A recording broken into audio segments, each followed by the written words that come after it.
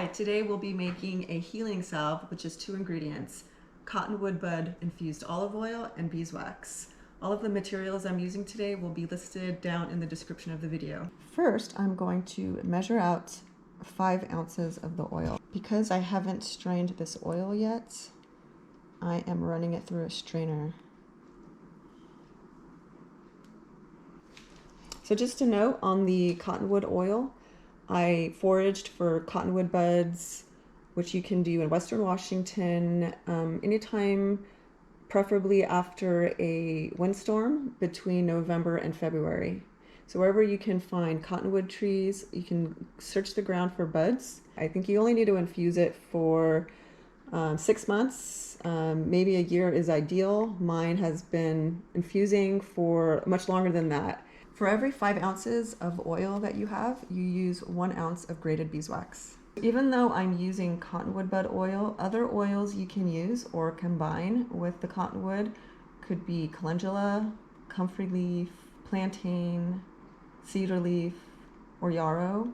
So any combination of those oils that you want to put together, you just want the 5 ounces of oil and the 1 ounce of beeswax. So to combine my ingredients together, I'm going to use a pot, which is a yay size, and this bowl that fits nicely in the center. So this is a makeshift double boiler.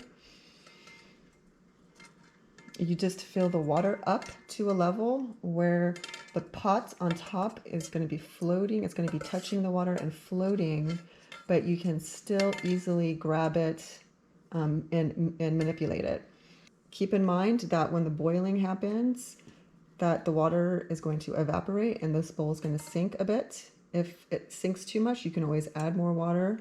We're just using the water to melt everything and to heat it and mix it together. So now that my beeswax is melted, I'm going to add the oil.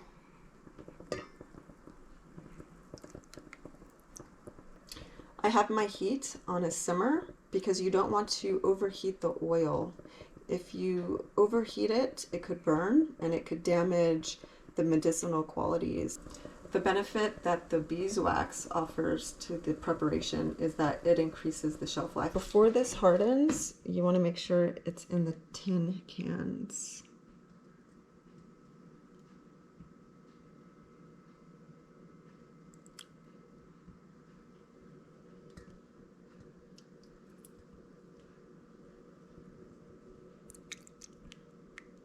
That amount just filled up about 1.5 of these tin cans.